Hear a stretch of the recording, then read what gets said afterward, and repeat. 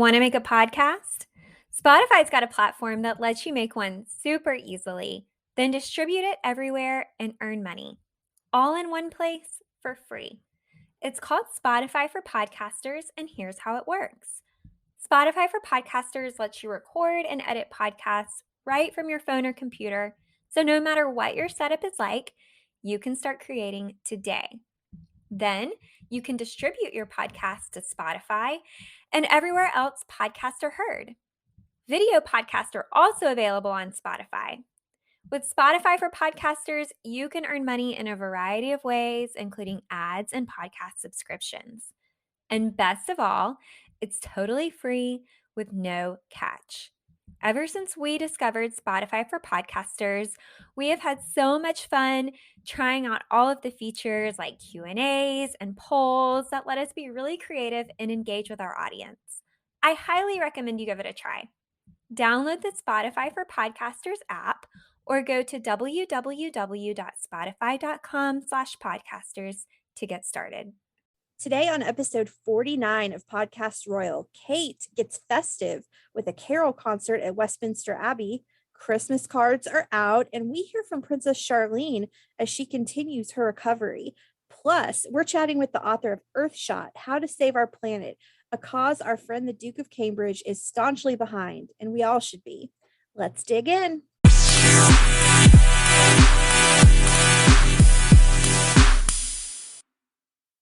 Welcome back to episode 49 of Podcast Royal. So close to that episode 50 landmark. How are you? I am giggly today for some reason. I think we're giggly today. A lack of sleep or something, but losing our minds over here is what's happening. I am doing great, and I am into two things this week that I will share with our listeners. So, first of all, I am into a Princess Anne fashion moment. Do you know what I'm talking about? No. How did I miss this? So, we know Princess Anne is usually pretty conservative when it comes to dressing. And, she doesn't really make big fashion statements or take big fashion risks. So maybe that's why I noticed this outfit on her this week. But she went to the Royal Military Academy at Sandhurst, I think. She's usually in like all black or navy, like a suit or blazer kind of thing. But for this event, she stepped out in this green herringbone coat. She had on black leather gloves, this gold brooch. She had this like black handbag with a gold chain strap and this fur hat. And she looked really, really great. I loved the coat. It was like this nice green color in December, so super festive. And really, it just makes me wish we had more fashion moments from her. So I give her a big round of applause. I just wish we had more Anne moments, period. I mean, she is the hardest working royal, and that's not just me spewing conjecture. By number of engagements, she is consistently, usually year after year, with maybe sometimes Charles will get a win in there, but usually year after year, she is the hardest working royal by number of engagements taken on. And we barely talk about her on this show. She's just under the radar, just like Sophie. Anne and Sophie are working so hard. They're under the radar, doing the work, and we never talk about them. And we need more Anne content in our lives. Yeah, for sure. I mean, she is, head down in her work a lot of the time, and she's a pretty quiet royal for the most part. But yeah, I was really surprised to see her in that outfit, and I thought it looked really great. So I had to share that. Listeners, you can go check out the Royal Family Instagram account if you want to see that outfit. So the other thing I'm into was also on the Royal Family Instagram account. They are back to sharing some Christmas treat recipes again this year. So remember they did it last year. They shared some stuff out, and this year they've got a recipe for cinnamon stars. And what I loved about the recipe is it looked to be gluten-free from the ingredients. Wow. So to all of our bakers who are, maybe you like to avoid gluten, or maybe you just like to bake during the holidays, it's a good time to get your apron on and try out something new. It looked pretty simple. It was like a almond based dough that you roll out and put meringue on top and use little cookie cutters to cut little star shapes. And I actually kind of want to try it. I do too, actually. That would be fun. Yeah, so that's what I'm into. What about you? So I have recently become obsessed with Amelia Noyes designs. We were talking about this. Jessica and I went out for pizza on Sunday, and I was showing her some of the designs I like. And I know you're familiar with her. So I have long admired her work. I know I've heard her as a guest on Royally Obsessed, and I have about 7 prints that I want to buy myself for Christmas, and I literally need to add an itemized line on my budget for Amelia Noyes prints because I want so many of them. Like I could decorate my whole new office with these prints. My coworkers would probably be like, "What is going on? Why do you have all of these images of the queen?" And but I mean, hello, spoiler alert. I think they already know this about me that I love the royals, but she's a super talented artist that sells prints of her work. She sells coffee mugs, shirts, calendars.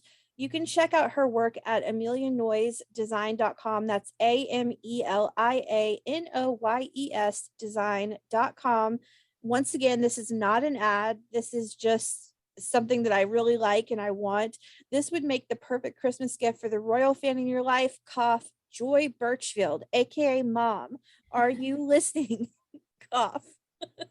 um, by the way, I'm also into our super fans this week, in particular, Rachel S., for always DMing us useful YouTube clips to check out. We really appreciate you, Rachel, and all of our other podcast royal loyals, which is what I'm now calling our super fans, podcast royal loyals. So Love it. that's what I'm into this week. So we don't have a huge royal rundown this week, which is okay. I think everything's beginning to get ready for the holidays and quiet down a little bit. But we do have more details about the Duchess of Cambridge's holiday carol concert, which is titled Royal Carols Together at Christmas. It was filmed last Wednesday, December 8th at Westminster Abbey, and it featured performances by the likes of Ellie Goulding, who is a longtime royal favorite, Leona Lewis, and the Westminster Abbey Choir. I love this. William also read from Luke 2 1 to 7 during the event. The show honors heroes of the pandemic and will air on ITV on Christmas Eve, not the BBC, controversially. So the Cambridge kiddos weren't there, but plenty of royals were on hand. Speaking of royal fashion moments, we had Beatrice and Etta, we had Eugenie, we had Zara and Mike, Sophie, we had the Middletons, Carol, Pippa, James, and Alize. I loved how Kate, Beatrice, and Eugenie all had Christmas toned outfits. I don't know if that was coordinated, maybe not, but still it looked good. And Alize rocked a houndstooth pantsuit. Get it, girl? Like, tell us who you are. Show up, Alize. So, in the program for the concert, Kate wrote, "We have lost loved ones, seen our frontline workers placed under immeasurable pressure, and we have experienced heart-wrenching isolation from those we hold most dear.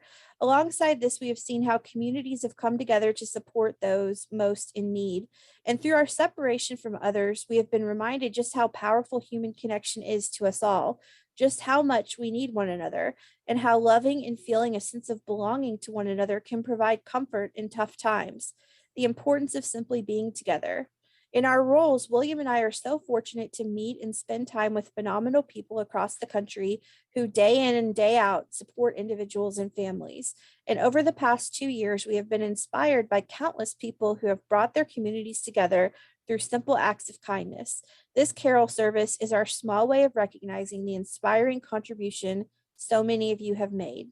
Thank you." So I'd love to know your thoughts on the Carol concert. I know we haven't seen it yet. It won't air until Christmas Eve in the UK, so God only knows when we'll see it. But I want to hear what you thought of the Carol concert and the outfits and what your favorite Christmas carols are. Yeah, so okay, here's my thoughts on the attire for this event. I loved that Kate chose a classy and festive bright red dress for this. You know, the bow detail on the neckline, I thought really just made her look like a beautifully wrapped Christmas present. It was so Yes, just perfect for this event. And she seems to really be into shoulder pads these days. Have you noticed that? The I really like have. defined I shoulders. have. I have. Loved her outfit. I also loved Princess Eugenie's deep green, like, it was like a cape coat dress type ensemble, and it had the gold buttons on the front, and she had it paired with these black tights. Her outfit might actually be in the running for my favorite of the night. Yeah, it was Really, really liked it. beautiful. She looked beautiful. I also saw a photo of Kate and William both looking at each other, and Kate had the biggest smile on her face. Yeah. She looked genuinely happy and excited to be there, and that was really great to see. I didn't love Beatrice's outfit quite as much. She had this like long camel coat on and these like Mary Jane style tall chunky heels. She also had it paired with this burgundy colored velvet headband. I know you saw that. I Yeah. did like the headband. And I wasn't a huge fan of Ali Zay's houndstooth pantsuit. But that's It's a totally, statement for sure. it's a statement. And, I'm a dress girl, so that's probably why it just didn't stand out to me as my favorite. But I was really, really glad to see the Middleton family there to support Kate. It was honestly really fun and exciting to take a look at everybody, right? Like, Yeah. it's like a little mini red carpet event, checking out all the outfits and digging around through all the photos.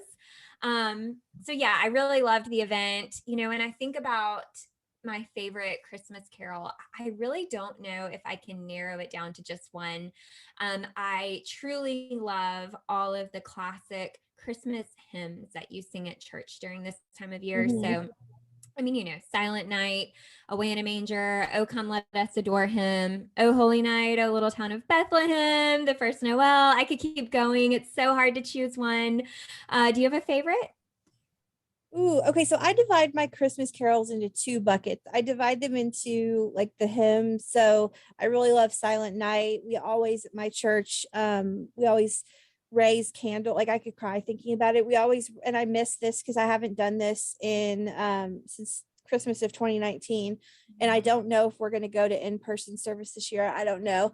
But we raise candles to Silent Night. And it's just like the older I get, the more these hymns aren't just about, they're just so much more meaningful now. And so Silent Night is a favorite. Oh Holy Night is a favorite.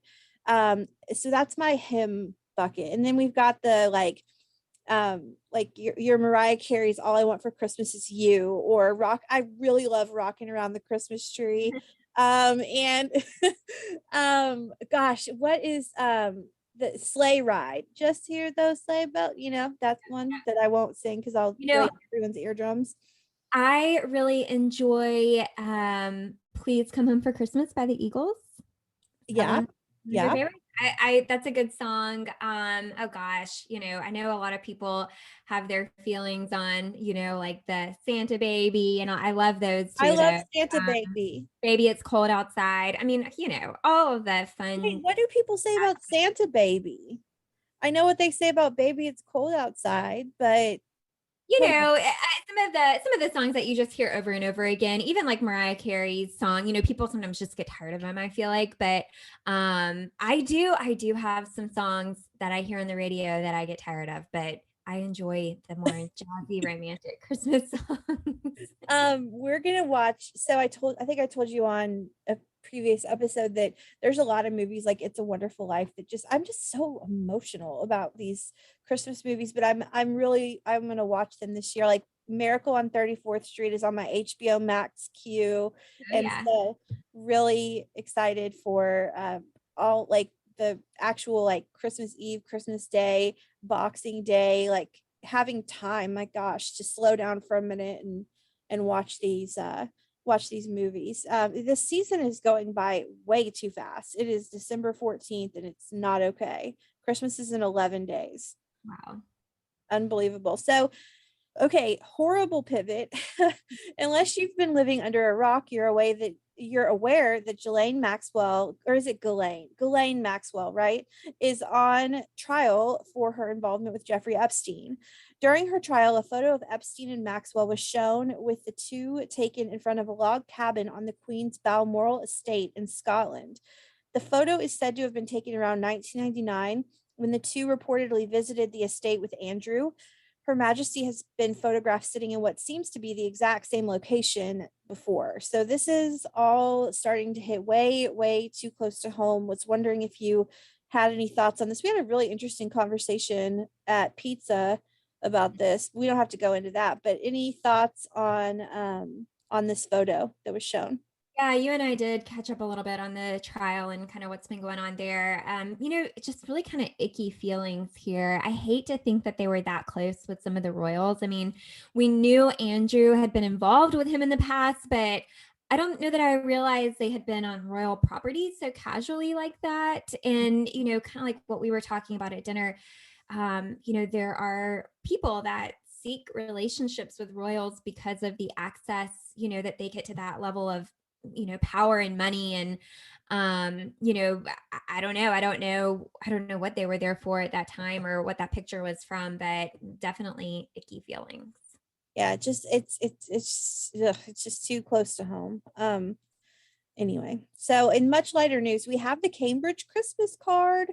The photo features the family of five on a private vacation in Jordan.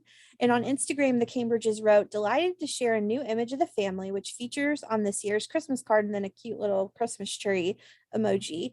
We've mentioned this on the show before, but I feel like every single time we mention the country of Jordan, I'm going to say this, but just in case you weren't aware, Kate previously lived in Jordan from 1984 to 1986 when her father, Michael Middleton, worked for British Airways. What did you think of the photo? It was very casual. Like we never see William's knees. Somebody made a point of that, and I loved it. Yeah, I loved it also. I thought it was a great photo. Everyone looked happy and sun-kissed. Kate was glowing. This has been mentioned already too, but her hair was absolutely beautiful. Oh yeah. I Who love looks like that on vacation? On I know. vacation, on vacation, I'm struggling to get my hair brushed, and there's Kate. Well, I loved her dress and the color coordination going on with the rest of the family. They always have this way of looking so put together, but very effortlessly at the same time. It was really casual with the shorts and the polo shirts rather than, more dressy attire you might imagine royals would wear in a photo they're going to send out to everyone. But it was still very much planned out. And it made me think, this weekend I was kind of wondering about it, how much Kate maybe likes to be involved in that process or how much she prefers to rely on someone else help her put those things together. I mean, obviously with her schedule, there's no way she has time to plan those outfits on her own. So I'm sure she has help, but I wonder to what degree she likes to be involved in that sort of outfit planning for her kids. I have a feeling just because she's so hands-on, Mhm. I feel like she's got her hands in it, but like you said, she is so busy, especially now and only getting busier. But can we just talk about how grown Charlotte looks? Oh my gosh. Okay, did you not love Beautiful. just like those natural, almost blonde highlights in her brown hair? I mean, it I looked know. I've never seen someone in my entire life get blonde highlights like that naturally, like just from the sun. I mean, that's incredible. And then and then in the wintertime, she'll go dark, like go back to brown. It's unbelievable. It's beautiful. yeah, it was a really great photo. I loved it. Well, meanwhile, Charles and Camilla chose quite an unusual photo for their Christmas card, although I guess it is quite representative of the pandemic. In the photo, Charles appears to be helping Camilla put her face mask on at Royal Ascot last June. It's kind of an awkward photo, in my opinion, but what did you think? Okay, so this one I was not a fan of. No surprise there, I'm sure. So I think I get what they were trying to do here. I think they were trying to go with a photo that captured the overall feeling of 2021 and do it in a funny way that kind of made people chuckle. But honestly, to me, it just looked more awkward than funny. And that's saying something because it's coming from someone who actually thinks awkward is usually pretty funny. But it looked more like a throwaway pic to me. Sometimes you have these like kind of accidental candid shots that actually turn out really good, but I just don't think this is one of those. When I think of Christmas cards, especially this year, I want to see something that captures the spirit of Christmas and kind of takes my mind off of the heavy parts of the year, rather than, remind me of them. I want something like heartwarming. I want an escape. And I think they were trying to do that. It kind of, I could be alone in thinking this, but this photo kind of made me feel like maybe he's still exploring like who he wants to be in his role and the type of image he wants to convey to the public. I hope Um, that is you know, not it because that's awkward. Well, I mean, does he want to take a more laid back approach like that? Or I don't know. I don't know what they were thinking with that, but I mean, I think overall it was kind of a miss for a Christmas card, but I'll give it a laugh, which I think they were hoping to get out of people. So I think the kids today would say it's a no from me, dog. It's like I love awkward too, but it was just literally like you nailed it perfectly. Like it just looked like, like when you're taking, like when a photographer snaps shots, it's like one of those, like just like a test shot. Like we're testing the shot. This isn't the real shot. It's just, I don't know, whatever. Who cares? Merry Christmas. Like do your thing on your Christmas card. But it really is beginning to feel like Christmas, as Rachel and Roberta alluded to last week on the show. Her Majesty is expected to return to Christmas at Sandringham after spending Christmas at Windsor last year because of the pandemic. So I think this is great news. Additionally, the Queen's traditional pre-Christmas lunch for the royal family is expected to happen, though probably at Windsor rather than at its usual location of Buckingham Palace. So yay! Does this put you even more in the spirit? yeah, I'm glad they'll be back there this year. I know Sandringham is meaningful to Her Majesty, and I think it'll be more like a classic royal family Christmas. So I'm really excited that they're going to be there. You think there will be the Christmas walk? I hope so. I hope so too. We'll My see. fingers are crossed. It's just not Christmas without that. And so the Christmas speech is coming, of course. It's at 3 p.m. UK. So that would be 9 a.m. for us in Central Time, 10 a.m. for our East Coast friends.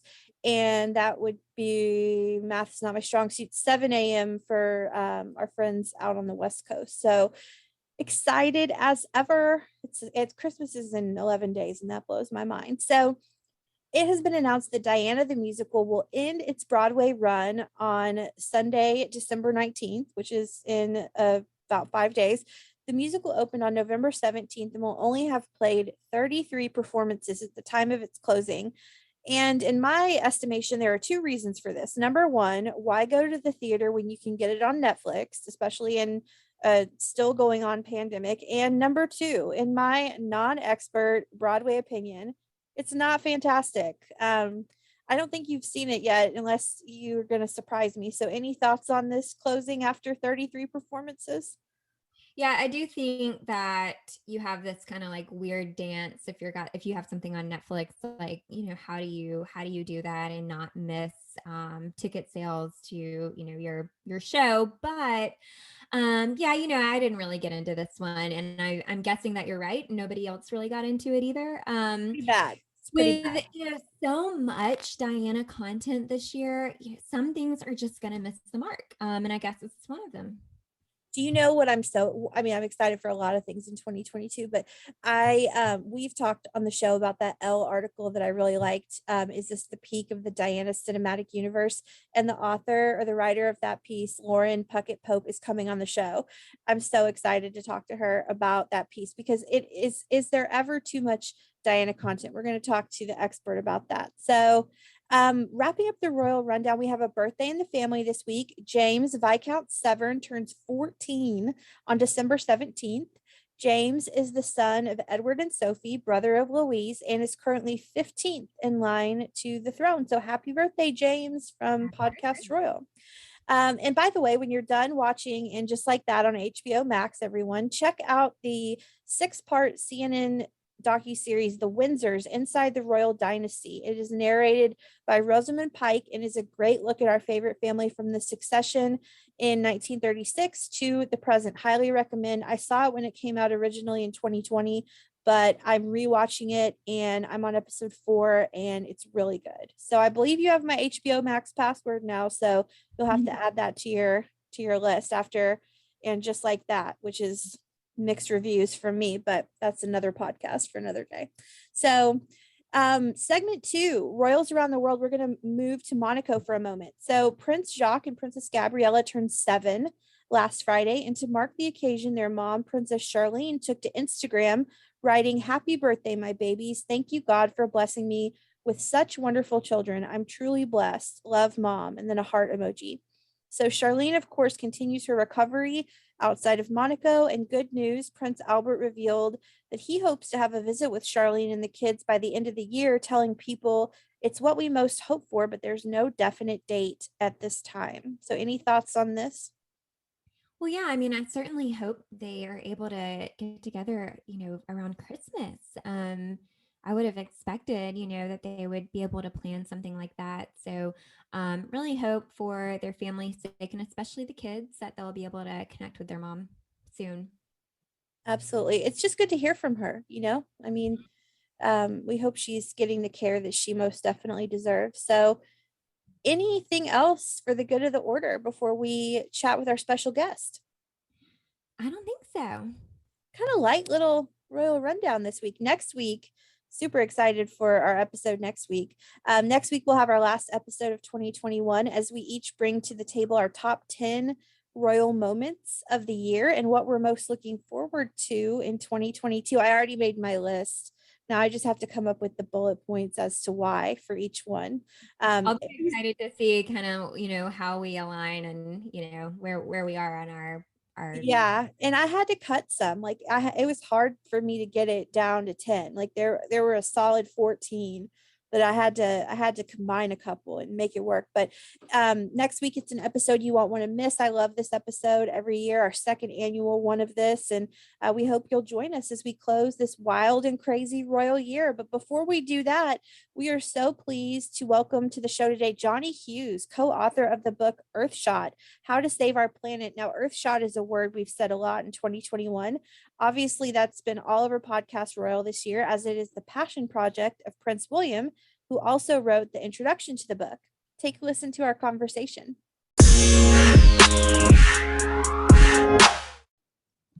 We have spoken so much about Earthshot on our show, and we're thrilled today to have Jonnie Hughes, co-author of the book Earthshot: How to Save Our Planet, which is out as of November 16th and features a foreword by Prince William.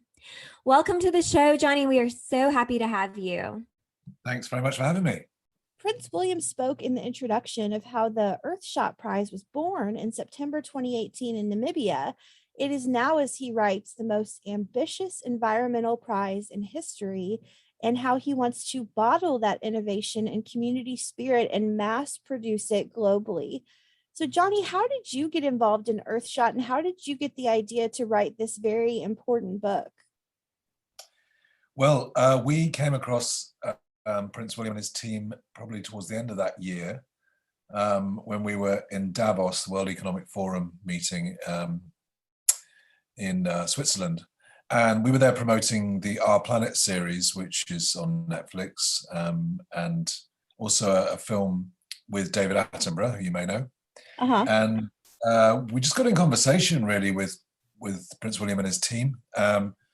And we were thinking very similar things, that in our great and urgent effort to save the planet, we need to start telling a new story, which is a more positive one, and one in which becoming sustainable is an aspirational thing, and the future we can build together is kind of win-win for everyone, rather than the story to date has been about sustainability being more of a sacrifice, I suppose.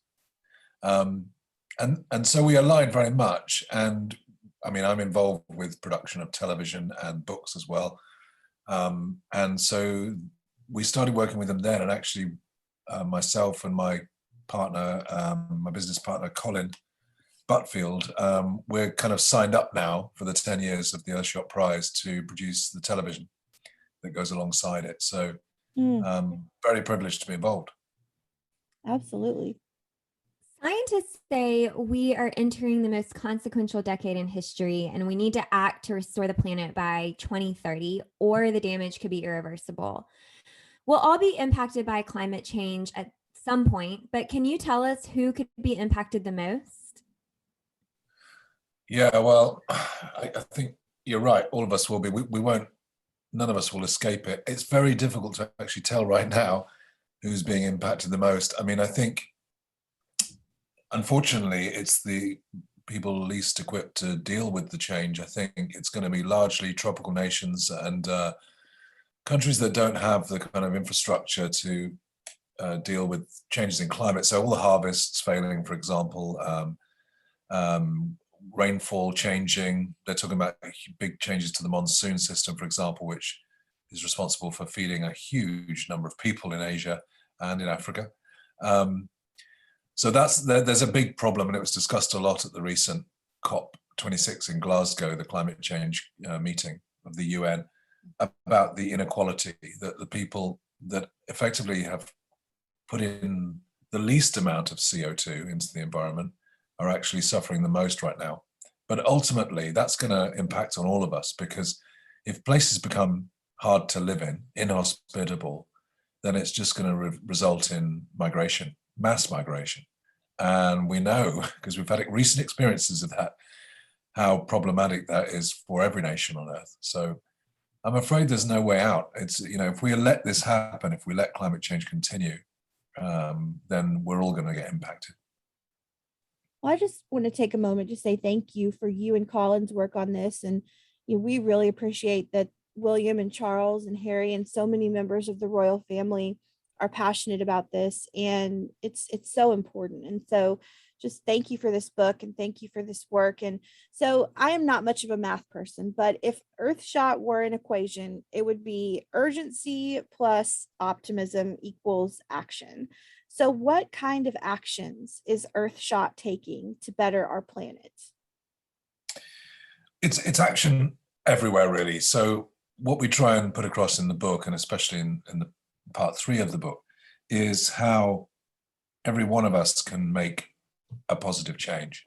So we can do it at an individual level by, let's say, changing our diet a little bit, having more plant-based diet, for example. That's just an example. Or we can do it at the family level.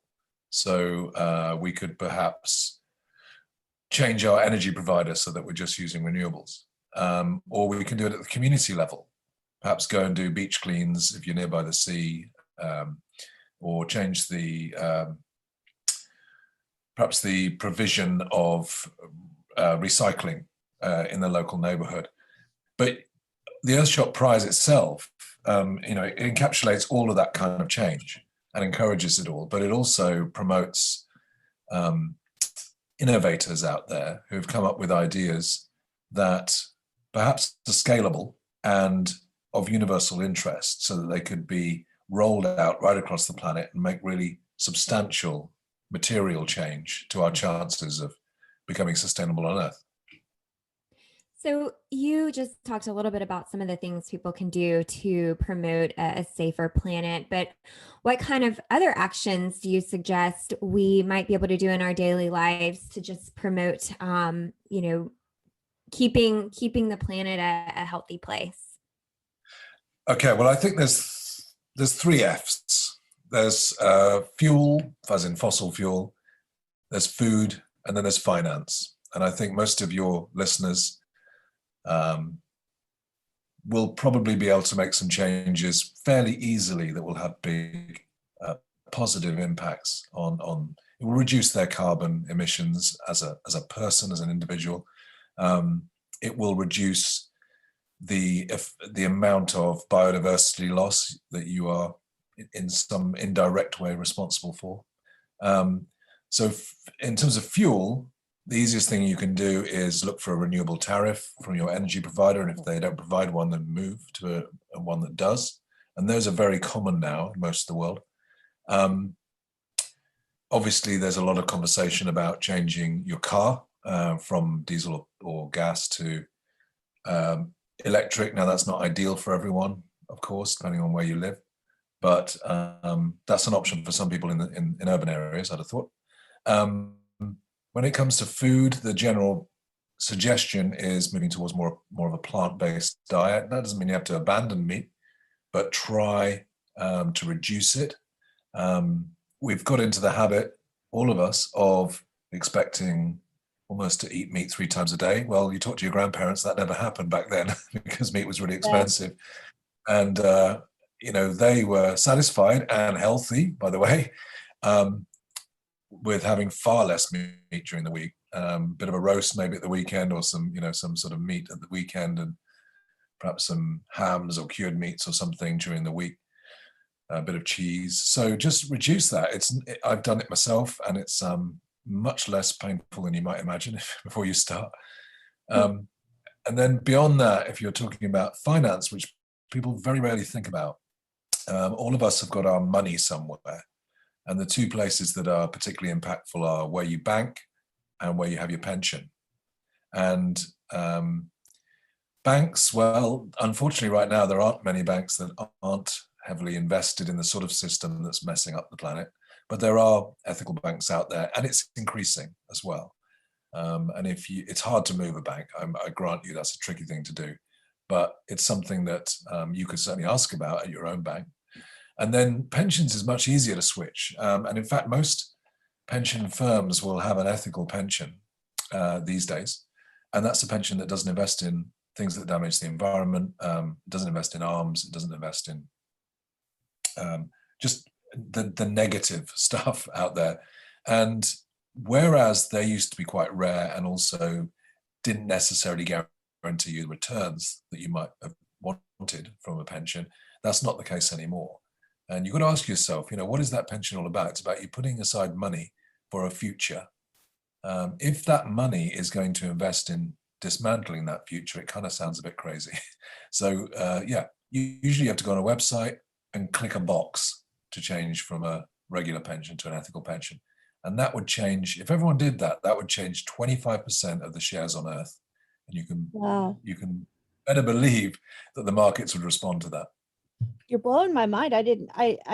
Before you, I didn't know that was a possibility. And I hope our listeners take all of that to heart, because while we individually can't do everything, we can all do something to help our planet. And so I really appreciated that Earthshot has 5 great underpinning goals that, if they're met, give us a chance of a stable and thriving future, the book says. So those 5 goals, listeners, are protect and restore nature, clean our air, revive our oceans, build a waste-free world, and fix our climate. So, Jonnie, how did you come up with these 5 goals? Yeah, they're all quite big to-do items, aren't they, on the list? They're quite ambitious. I'm like, okay, no big deal. Fix our climate. Check, check, check. I mean, that's not going to happen tomorrow. But how did you come up with those goals?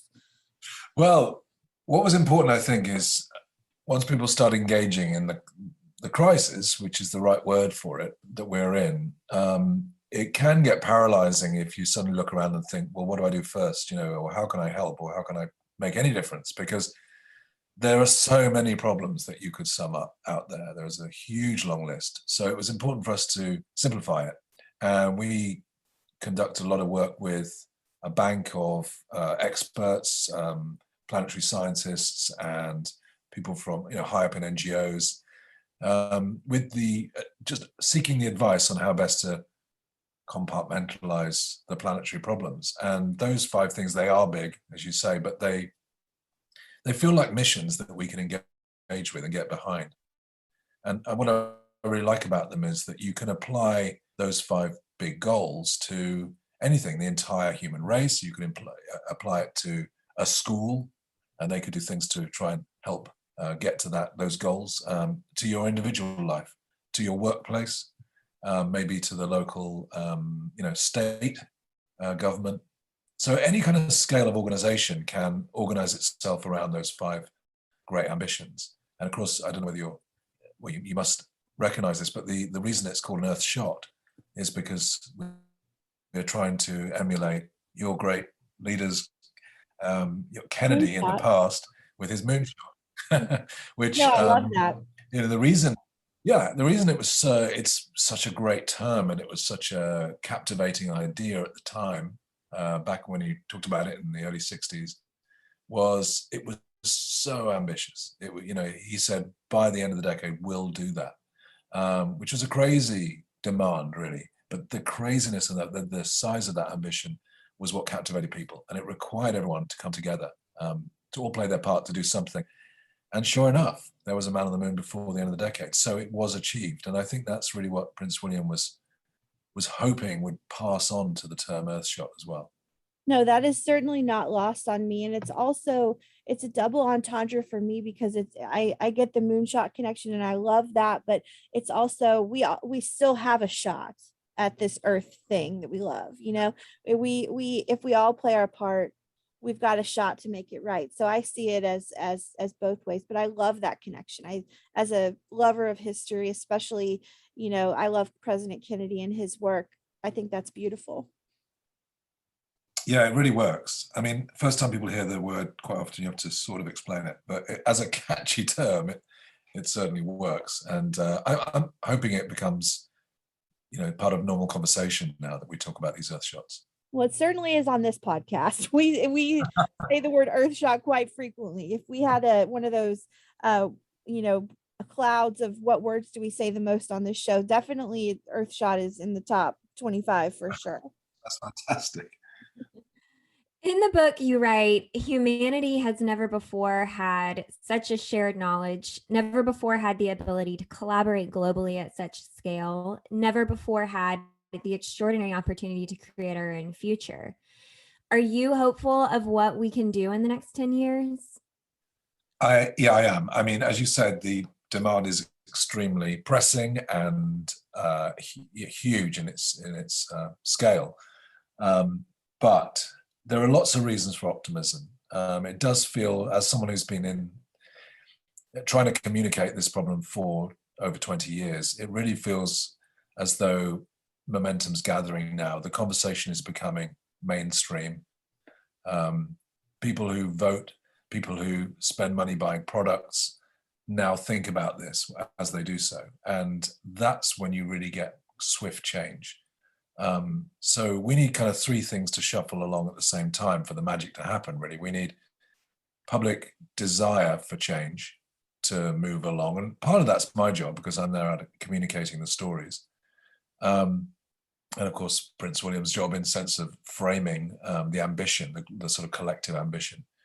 And then we need politicians and political bodies to respond to that desire and bring in phased change. That's the best way of doing it, rather than suddenly landing people with new things, but phased change and directions of travel, that kind of stuff. And they're starting to do that. Well, of course they are, to a big scale. And then you have the requirement of business to respond to the market and how that's changing, as we just spoke about. Actually, business can be faster in many cases because it doesn't have to wait for those electoral cycles. So those three things are all feeding each other. And what that means is that in the same way that we got into this mess in a kind of exponential way, if you look at all the graphs, they look terrifying because they just skyrocket towards the end of the graph. If you're talking about amount of deforestation or biodiversity loss or accumulation of carbon dioxide, etc. In the same way that they skyrocketed, we could also recover the situation in an exponential fashion as well because of the self-feeding nature of this. So that's all a bit technical, but basically it means that we can pull it off. And I think those points were right before. We have never been so connected, and we are, after all, the greatest problem solvers that have ever lived on this planet. So if we get together with all our many minds and work on the same effort, there's every reason to believe, in a rational sense, that we've got a good chance of achieving it. I'm hopeful for what it's worth. I'm hopeful. So yeah, and that's it's so important to be hopeful. That's your equation earlier is really important. Christiana Figueres, who's one of the Prize Council members working with William, she says it's our obligation to be optimistic. Yeah. Because if we're not, we'll be paralyzed. We won't be able to act. So, yeah, we all have to be hopeful on purpose because it gives us the energy we need to get it done. Yeah, and this is possible, and it must be done, but it is possible, and there is something all of us, as I think you've outlined really brilliantly on this in this past conversation, past 20 minutes.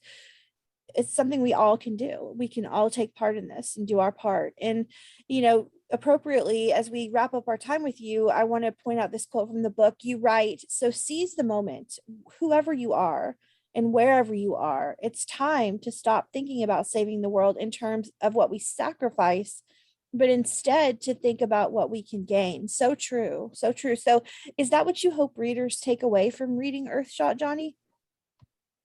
I do. I think part of the story now is that the world that we have to build, we are committed to building this sustainable world. There's no, I mean, I sometimes say there's no alternative to a sustainable future because it literally is, if you think about it.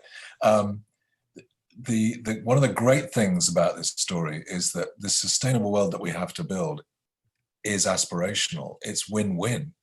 It's not as if it's a worse place. I think originally, back in the 80s, 90s maybe, when we were talking about environmentalism, people thought about having to give up so much and having to go back, to the caves or whatever. That's not the case now. We're talking about moving to a new phase where we're in balance with the planet because we understand ourselves and the planet so well. But the win-wins are amazing. When you bring in renewable energy, it's cheaper. It's easier to get hold of in remote places. It's more democratic, so people around the world can grab hold of it. They don't require someone to dig up some fossil fuel somewhere else because they don't have any resources themselves. When you switch your diet, you actually get healthier. It's cheaper again to make that kind of food. And so we keep finding win-wins in that future that we have to build. And that just makes it more attractive. Absolutely. Well, we certainly have a beautiful planet, and it is so important to take care of it. Listeners, Earthshot, How to Save Our Planet is out now. And thank you so much again, Jonnie, for being here today. This has been a really great chat. My pleasure. Thank you. That was a really enjoyable conversation, and I'm really glad we got to chat with him. Yeah, definitely. I'm glad we were able to get that interview in for our listeners, and hope everyone enjoyed it. Yes. Well, don't forget to tune in next week for our top royal moments of 2021. We had a lot of fun with that last year. So I really can't wait to see how many we have in common, because there's a lot to there's a lot to unpack this year. And this is the first full year. Like, we started the show in November of last year. So we barely had been covering this when we did that episode. And we've been covering the family every week of this entire year. So it'll be a very interesting episode. So, and it's our 50th episode. So pop the champagne for that. So anything else before we say goodbye? I don't think so. I hope everyone is enjoying the Christmas season. I feel like we had a super festive episode this week. So just looking forward to connecting next week and sharing our list. Absolutely. Well, as ever, listeners, don't forget to follow us on Instagram at Podcast Royal, where I did post twice this week. Thank you very much. It's pathetic. I need to do it a lot more. Email us at hellopodcastroyal@gmail.com. Follow, rate, review our podcast. It makes such a difference. I can't hammer that home enough. Thank you so much for being here. Episode 49 in the books. We're getting close to the holidays, everybody. We will talk to you next week. Bye. Bye.